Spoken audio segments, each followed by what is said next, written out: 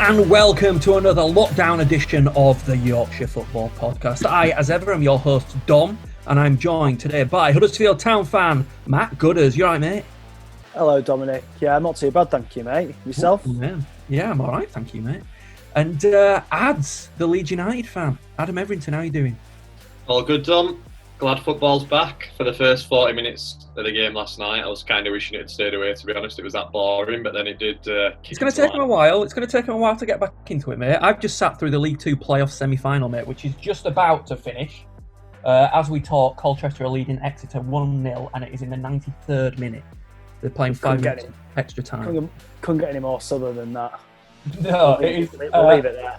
It is absolutely woeful football as well. I'm not going to lie, lads. It's very, very poor. But yeah, football is back. How are you feeling? It is good to have the sport of kings back. Absolutely. I think watching it back last night, I didn't really know what to expect, to be honest. Taking the Villa-Sheffield United game an example, if you were to play that game, you know, without the lockdown situation, you'd have given that to Sheffield United all day. But I just feel like even much after the first half, it just both sides seemed a bit tense, and I think that's probably what to expect from this weekend. But all that aside, it's just a nice background comfort just having the football on and knowing you can tune into it, particularly with the schedule that's lined up. So yeah, I'm pretty chuffed if you ask me. It's class. Well, it's like coming back from a really long pre-season and having no actual prep to come back into the season. So they're not hitting the ground running. These first few games are almost like friendlies. I mean, Man City Arsenal last night, that kind of had the feel of a friendly. It was like watching Leeds against Guiseley or something. I mean, Arsenal were absolutely shocking. It's almost like nobody told them it was time to come back. That's it. I think the game, especially that first game for me, it did just feel like the teams were getting warmed up, getting back into the thick of it. And as a Leeds fan with my Leeds hat on nice and early, I think that's a real positive for us because we've seen Bielsa teams come flying out of the blocks most seasons in his management career, and for the two at Leeds. So early positive signs for us Leeds fans there. But I thought it was so boring that first game. I did like the crowd noise. I do like the fact football's back, but there's some aspects which I think the players, it's clear that they do play up to the crowd a bit, gives them that bit of extra energy. I think those cliches are actually not cliches now, it's real. And the water breaks, what's with the water breaks? That was so pointless. It was borderline cold, them having water break after 23 minutes. That another thing I didn't like, really. Yeah, it is a weird time. Obviously, football's going to feel a lot different. The quality just wasn't the same. I know what you're saying, Ads. I think it is a lot to do with the lack of crowd. But I genuinely think it's just because of such a long layoff. I mean, there were reports in the news, weren't there, about how a lot of these players are coming back with unbelievable fitness tests and stuff. And if anything, it's turned out to be irrelevant. It's all about, you do lose that sharpness. It's why professional football teams train every week, is so that they've still got that sharpness when they come into it. I think ultimately we'll be fine. I think the first couple of weeks are going to be a bit rough. I mean, look at Bundesliga. They're still looking a bit rough. And how many games have they played since they came back? I think it's like us boys, we keep our certain level of fitness, nowhere near a professional footballer. But when we went onto that pitch last year at Hillsborough for that charity game we played in, we were out of our depth, weren't we? Oh, my God. I mean, speak for yourself, mate. Some unbelievable techers. But yeah, I think you don't realise how big those pitches are. I mean, Hillsborough's international level, and we all walked on there thinking we were all bloody Chris Waddle, and then 5 minutes in, you've run about 300 metres just chasing a ball out of touch. Do you know what? The day after that game, I played another 11-a-side game at the Keeper on a stag do. So I played back-to-back 90s, and I couldn't actually walk after the two. So what do you? I know that you're feeling a bit down about the standard of football last night, but Sheffield United, the only Yorkshire team represented in the Premier League, they came back last night. Good as you touched on it briefly there, they were robbed, really, weren't they? I mean, I know that there wasn't much to choose between the two teams, but Sheffield United definitely had a goal, and unfortunately, the technology hadn't decided to turn up last night. Yeah, I think it came down to so on the broadcast, because I watched it start to finish.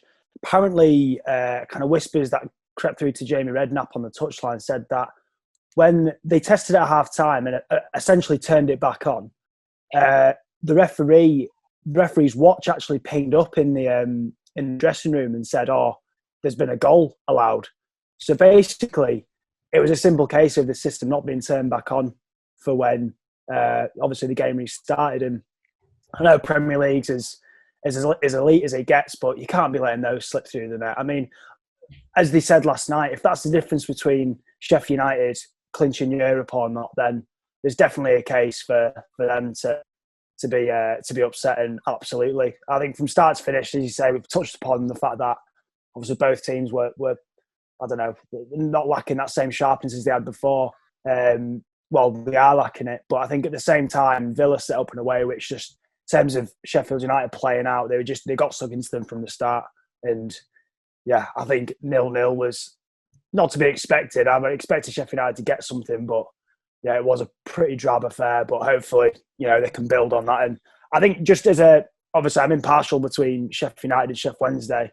Trying to say that too much when Riley's on the podcast, but for me, I want Sheffield United to do well. I want them to get Europe and challenge against Man United, who obviously need to save their faces really if they're not going to get fourth. So see what happens really, but yeah, unlucky for them. It's a disappointing game to come back to really, and for both of those teams as well, I think, because Sheffield United really just wanted to hit the ground running. They wanted that win. They wanted to show that they're still with the leading pack.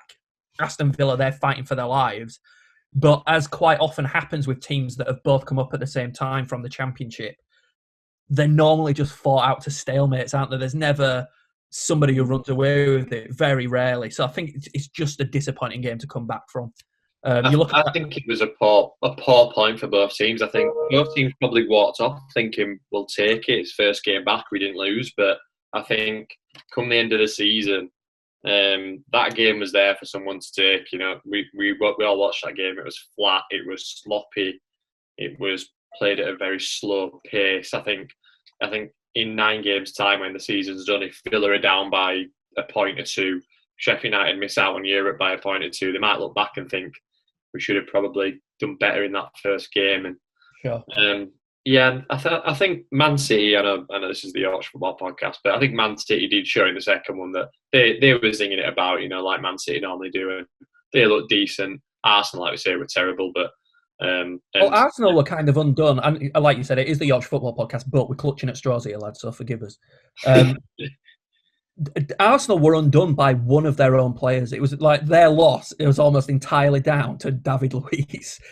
I don't think I've ever seen. I think the last time I saw a performance that was individually that catastrophic was Jonathan Woodgate's debut for Real Madrid. I've seen a few disaster classes at Leeds over the years, but yeah, that was a bad one. We did our predictions the other week, and I did stick with Arsenal finishing 9th, didn't I, on the podcast? And yeah, pretty pleased with that now after that showing.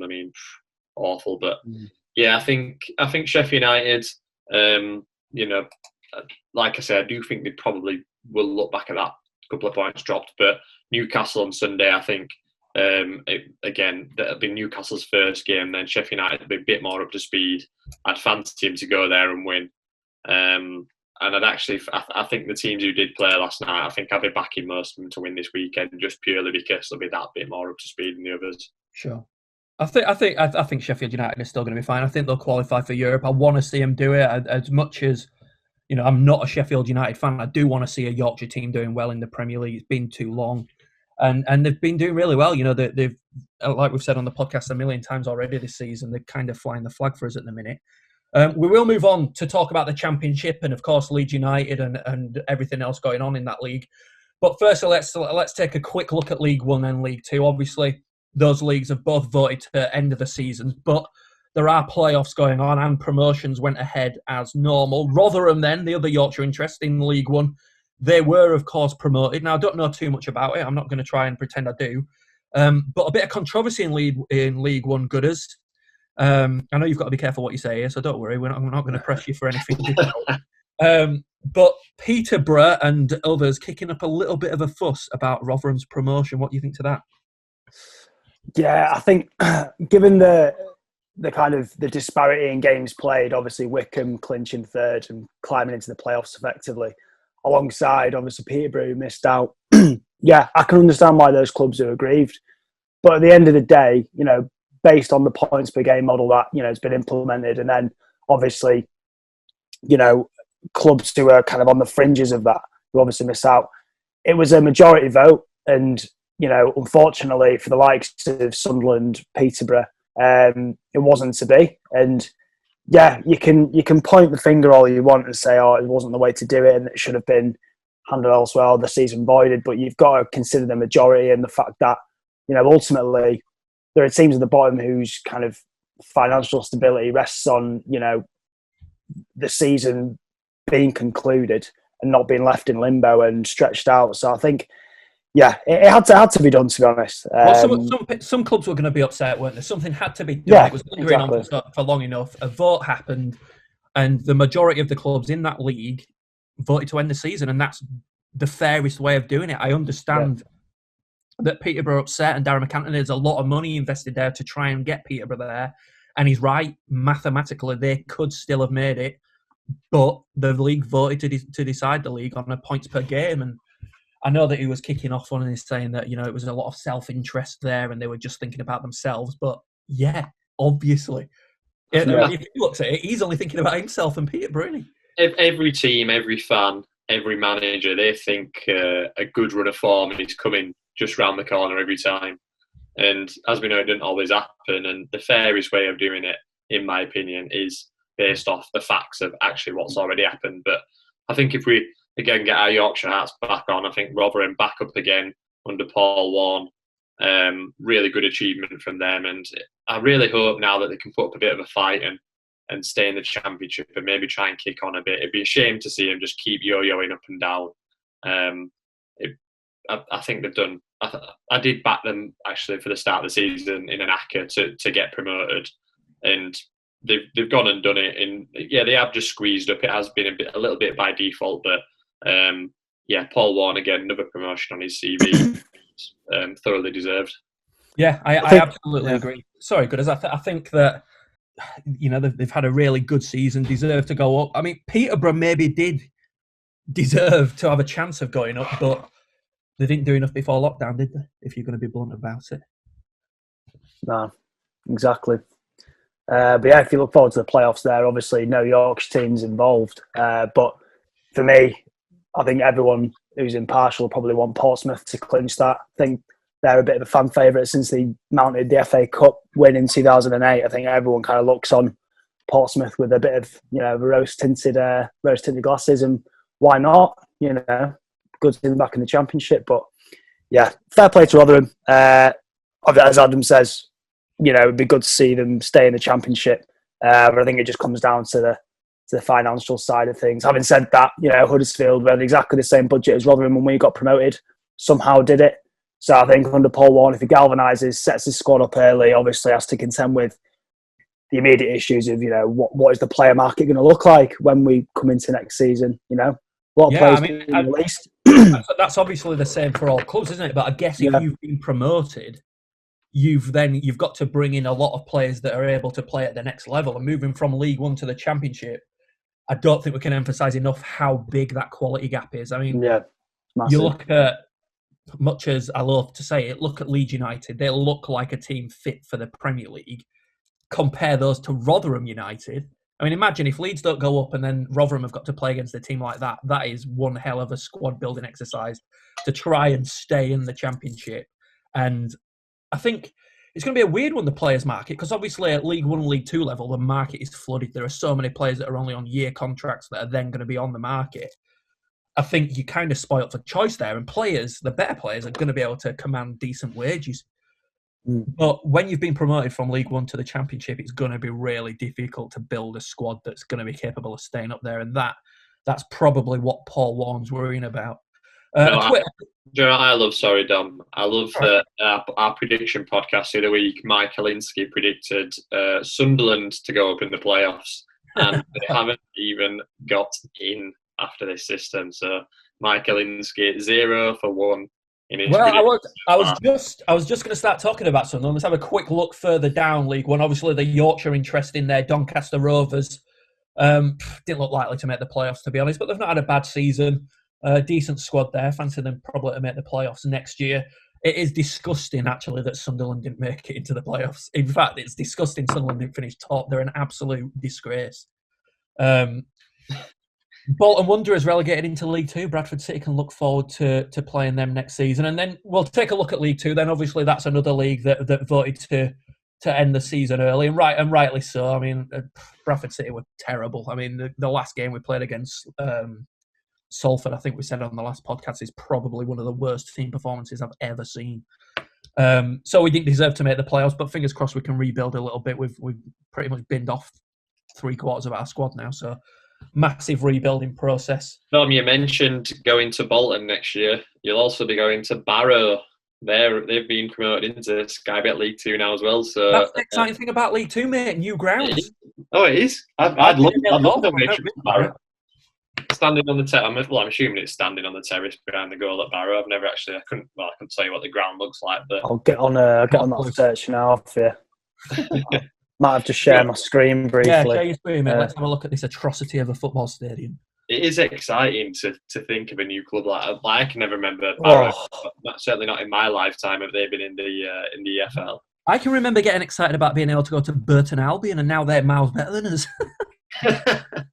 They've been in the Championship as well. Yeah. Have a gander at this. Here we go. Jump for goalposts, lads. Look at this. This doesn't make a great podcast, but wow, yeah. Give that. Yeah. Well, let's paint a picture. It looks almost exactly like Farsley Celtic's ground, doesn't it? Very similar. Shades of Macclesfield as well, actually. It looks like the ground you start with on FIFA back in like FIFA 12 when you do a career mode on Ultimate Team or whatever. Well, it's a good start. They've got a stand that has their name written out in seats in it. That's a staple for professional football. So welcome, Barrow. I look forward to visiting you, maybe. I'd actually recommend, again, this is not Yorkshire Football Podcast, but Tifo Football on YouTube did a video about Barrow, and Ian Evatt, the manager there, they've basically they've got the nickname Barcelona in the conference, and they play some really sort of innovative attacking football that I think, again, like you said, I'm watching League Two tonight, probably not the best sort of hoofball standard. I think Barrow actually do try and get ball on the deck, so really? It could be a good bet actually if you are a betting man to maybe sneak into playoffs or do back-to-back promotions next year. What, Barrow? Well, you heard it here first, ladies and gentlemen. It could be complete. They might end up going down with record points, but I might just back him. Quite a few teams have done that through conference straight through League Two. So. I was going to say, who's the last team to do that? Who's the last team to have success? Lincoln did it, didn't they? Tranmere. Lincoln, Tranmere. Burton did it back in the day. Yeah, quite a few have done it. Believe, achieve. Love it. Yeah, League Two, absolute garbage. But Stevenage are down at the moment, but it could well be Macclesfield once a decision is made on that points deduction. But yeah, League One and League Two, they're done. They're over with. Bradford City's interest is done in that league. Yorkshire interest, there's none of it in the playoffs in League Two. And of course, well done to Rotherham United for promotion to the Championship, as we said. Right, on to the Championship ads. And then let's start at the bottom. Huddersfield, Gooders. Sorry, mate, but you've not had the best of seasons. How do you feel about the return of the league? I think given that we've got Wigan first up. So before lockdown, Wigan were absolutely firing all cylinders. I think they were unbeaten in about 8 or 9 league games. So I think for us, given that form was mediocre at best, to pick up the odd win here and there. Like beating Hull, kind of those vital wins you want at the back end of the season. But yeah, I think ultimately survival is what we need. And again, looking at the run-in, we've got Forest the weekend afterwards, Wigan this weekend. Just must-win games all left, right and centre. And kind of a few positive whispers coming into it. So we played Borough in a pre-season friendly. That just came out as default then, but it's almost like a warm-up game. And apparently beat them 5-1 with Janino Bakuna scoring a hat-trick, who's always looked sharp for us this season. So that's anything to go by. Obviously, let's kick on. Let's beat Wigan. Apparently the lads are looking fit. We've only got one injury issue, which is Tommy Elphick at centre-half, who we've not favoured in defence all season anyway, so there's no worries there. And yeah, hopefully we can just gel a bit better now. We've had a bit of time to take the gas off and recharge. But what are your thoughts on? Sorry to interrupt you there, but what are your thoughts on the way this season's turned out for Huddersfield? Obviously, first season back out of the Premier League, probably expected a little bit more from the team than to finish bottom half. Yeah, which is probably where they're going to finish. I'll be honest with you, mate. I didn't expect to bounce back by any means, because when we got relegated, losing players like Aaron Moy, retained quite a few of the other lads, but I think for me, kind of class and difference, Aaron Moy brought in. We even lost him kind of earlier on than that. Obviously, Brighton came in and got him on loan, and then it became permanent. But yeah, I think we never had a Premier League quality side. I think we were a top 8 Championship club at best in terms of our squad in the Premier League. So I wasn't expecting a bounce back, and the odds reflected that when the season started. To be floating above relegation, though, that's a bit worrying. I have to admit, and I can only put that down to the start of the season we had. So Jan Siver obviously kicking things off, and we just didn't look like, it wasn't the same level of progressive football or even close to it that we had under David Wagner, and obviously tried to copy that blueprint with, another Dortmund, academy coach product, which just wasn't the case to be. So obviously Danny Cowley coming in with his brother Nick, it's settled the ship, but I don't know, at times expected at least mid-table, but it's a dangerous league as a Championship. Forms are stress if you can't string together, 2 to 3 wins, especially around Christmas, to kind of create a bit of gap. You get pulled straight into it, and that's what's happened. So I think we'll see what we can do.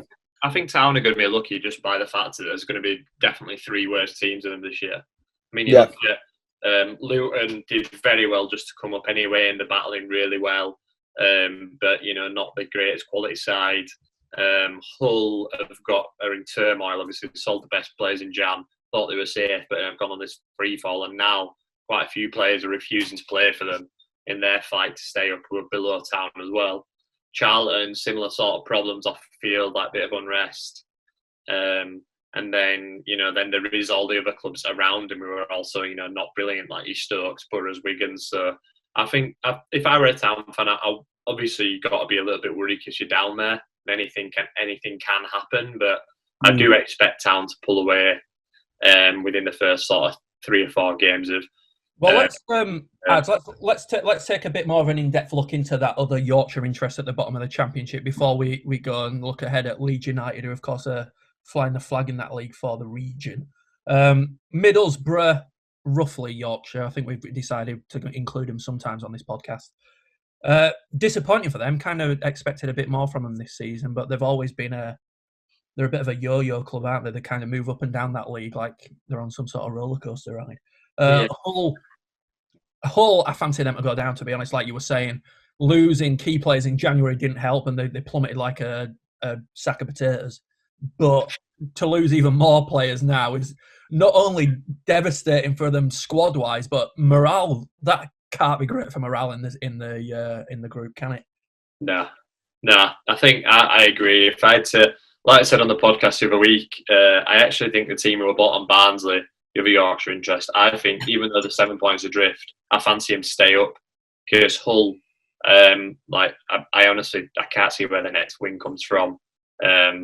And Barnsley actually, like when Leeds played him in the earlier part of the season, obviously under a different manager, they played really good football, and I fancied him to do all right then. But then they went through a bit of a sticky patch, and they are at the bottom there. But the new manager seems to have really sort of got it going again there. And I think for me, the 3 who go down, it'll be Hull, Charlton, and Luton. But I mean, it's still very tight down there. And if Hull and Charlton can just about pull 2 wins together out of nowhere, then you never know. It could all open up again. If you look at their form, they're 3 wins in a row. Lost a couple since then, obviously, but they've got it in them to put wins together.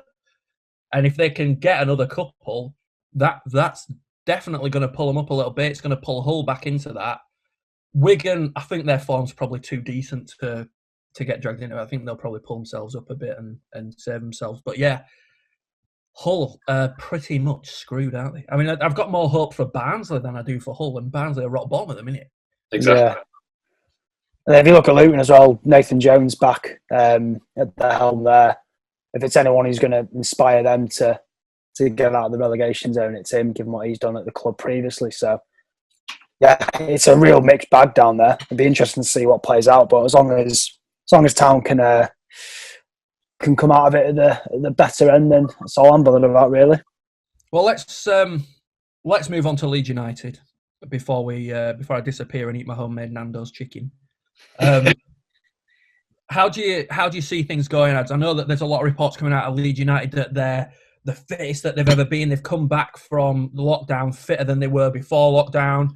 I know you're excited about the fact that Bielsa's squads tend to start seasons really well, and this, kind of feels like the start of a new season. Can they carry on the form? Obviously, they were in blistering form before lockdown. Is that going to continue, do you think? I think it will, yeah. I mean, listeners of the podcast will know best I'm a bit of a pessimistic Leeds fan, but it does feel like this year there's a bit of an attitude in the players of, right, let's just get this done now. No more messing about. Let's go out there and get this job done.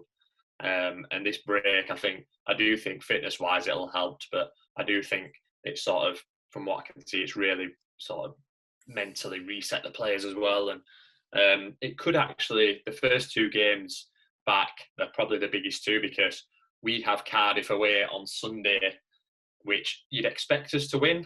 We will be without Hernandez, which is a big loss, and Augustin still nursing a bit of an injury as well, but that's a big blow, but you'd still expect us to win. Fulham, meanwhile, the team closest to us in third, well, excluding West Brom, obviously, but to be honest, I don't care where we come in the top two as long as it's one of those. They play fourth place Brentford, so if Brentford get a result against them, even a draw, there's a chance that we can go 9 or 10 points clear, and then we play Fulham. So if that goes to plan, we could be looking at a sort of 12, 13 point cushion to third very quickly after the resumption of lockdown. In reality, I'd probably still accept, and I'd be delighted if we were still probably 7 clear with 7 to play. So I don't want to get too greedy, lads. I've been quite greedy in lockdown, put a bit of timber on, but I don't want to get too greedy with these results either. But yeah, I do think this is the time we do it, to be honest. I think you'd be nuts to think it's not going to be West Brom and Leeds United in that top two. And like you said, Yeah. it's been a long time, 15 years, something like that. I've said it before as well.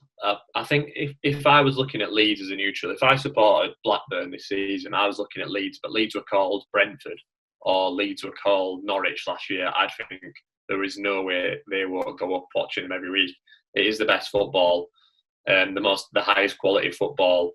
And there's, having won the last 5, I know that form's a bit out of the window at this point, but the confidence is still up at Leeds based off that. It's not like there's been a big cloud hanging over the club at this time. It's been looking forward to get back to playing, and I think it's got to be. If it's not this time, I give in, lads. I'm gonna go watch cricket or something every year. I think is it a bit of a question for you, lads? You talk about obviously, being chuffed with, finishing second and whatnot. If you look at the goal difference at the moment, you're on 26, West Brom are on 27. You're going to have to put a fair few away to clinch the champions spot. You're relying on Bamford. Do you think you have what it takes relying on Bamford alone to basically put you up as champions and to keep a good bit of breathing space with the goal difference where it's at the moment? You're obviously one behind West Brom, points to what comes first, but I think, how does that make you feel knowing that you've got all that pressure resting on Bamford's shoulders? Yeah, it's one of them. Bamford, he does a great job for the team, but he's also not a clinical finisher. He wastes a lot of chances. We just need people around him to step up as well, though. We can't rely on Bamford to put them all away, because he won't. We know that he won't. His conversion rate's somewhere down in 10-15% range. It's really, really low. We had a finisher in Nketiah, but unfortunately he went back. But we need Klitschers, we need Harrison's, Tyler Roberts when he steps in probably for Hernandez at the weekend, Helder Costa, if they can all chip in with a goal or two, maybe a couple of goals from set pieces or whatever, that could be big for us to get the goals, and then takes a bit of weight off Bamford's shoulders then, and hopefully then he'll start to get more sort of clear-cut opportunities himself as well, and game will be opened up a bit. So, yeah, I think Bamford, the job. Look, Bielsa likes him. If Bielsa likes him, then he's good enough for me. But it would be nice if if he comes back and puts some of these chances away that he so often spurns. Well, I think point to consider as well is that he's not got the cops screaming at him this time round, which I think, from what my mates tell me, makes his arse fall out every time. So, if anything, maybe having an empty Ellen Road as spurring as it can be to the players, it might actually do you a favour with how intense it can be there at times. Yeah, I think so. We mentioned just that actually on previous pod. It was the point around does no fans actually suit Leeds? And I think when you look, I made the point a couple of weeks ago, when you look at that Wigan and Derby games last year, I do think the sort of negative, not negative energy, but the sort of the worriedness, if that's such a word, that spread around Ellen Road. It definitely did get to the players. So as long as that same sort of scared feeling doesn't spread around the fake image cards that we've got set up around Ellen Road, about 15,000 of those, like something out of there must be a film, Dom, you'll know, a film where some inanimate objects come to life. Toy Story would be the obvious choice. Yeah, maybe not Toy Story, but unless something like that, I think Leeds. There was a film called Mannequin. There was a film called Mannequin. Unless Mannequin recreated, then Leeds are going up, I think. Yeah, there was a film called Weird Science in the 80s where two lads made themselves a woman who would make love to them. Is the polite way of putting it. It was a weird film. Anyway, before we sign off the Yorkshire podcast this week, ads, if Leeds are to go up, which we're working on the assumption they will, and you've been talking there about the lack of finishing, that maybe Bamford's not the man to finish for you, where do Leeds United need to strengthen, and who would you like to see them bring in? To be honest, whoever comes down, let's just cherry pick their best strikers. Like if Villa come down, then we'll have that Davies looks alright for Villa. We'll have him. We'll buy him. Pookie. Pookie, yeah, we'll take Pookie. Yeah, that'd be alright for a year. Maybe. He kind of hit the ground running in the Premier League, didn't he? Yeah, but he's been a bit. You know what? Given a bit of quality around him, I reckon he'd be all right. You know, if he gets that service, you know, of the quality that he had in the Championship, you know, they went up to the Premier League and he just didn't get that same quality of service because those players just weren't as good in the Premier League. Move to a team like Leeds United where you're getting decent service, it could happen for him. Yeah, I don't think Leeds United would look at a player like that, though, I'll be honest with you. No, I don't. I think we'll probably go some sort of hidden gem route. Get Becchio back, won't you? Get Becchio back. He's the one. You'll be teeing up Jimmy Milner as skipper / water boy, and you'll be lapping that up, I reckon. That'd be all right, yeah. I mean, the other position that I think we do need to look at is sort of a bit more backup for Hernandez and a bit of a creative midfielder. If Brentford didn't go up, I would like us to try and get Ben Rama, but he's been linked with Chelsea, so Lampard's trying to buy his way to the title because I think he's realised he can't just do it off coaching alone. So, yeah. I've been chewing lemons today, Adam. Very bitter. But yeah, someone of that ilk, sort of just tucking in behind with a bit of creativity. I think that'd be a good area to strengthen as well. Okay, cool. Well, lads, thanks very much. It's been a great Yorkshire football podcast. Still clutching at straws a little bit, I guess, but football is now back. Congratulations, of course, to Rotherham for their promotion from League One. They'll be playing in the Championship next year. That's how it works. Leeds United, good luck to them, I suppose, for the rest of the season. I would like to see them. What's your prediction, Dom, for Cardiff v Leeds Sunday? Oh, hating it. I can't stand that Harris Burke. I hope Leeds give him a right tonking, to be honest with you. So that's my prediction. Leeds United 4, Cardiff 0 we'll go for. And I want to see Harris crying on the touchline, the absolute swear. So, Gunners, thank you very much, mate. I'm sorry that Huddersfield have been absolute dog shit this season, but fingers crossed you get a few better results come the lift of lockdown. When's your first game? Is it Saturday? Saturday, yeah. We're going. So all the best to them. Leeds United, yeah. That's got 0-0 written all over it, Huddersfield, Wigan. Yeah. Well, Wigan are in the worst form, are they, to be fair? Or they weren't before lockdown, anyway. No, they weren't good form before lockdown, but yeah, that's another 0-0. Okay, well, thank you very much for listening to the Yorkshire podcast. A big thank you to Huddersfield Town fan Matt Goodwin for joining us, and to Leeds United fan Adam Edrington. All the very best to you if you support a Yorkshire team. If you don't support a Yorkshire team, I hope your team rot in hell. I'm only joking. What are you listening to this for if you don't support a Yorkshire team? Makes a point.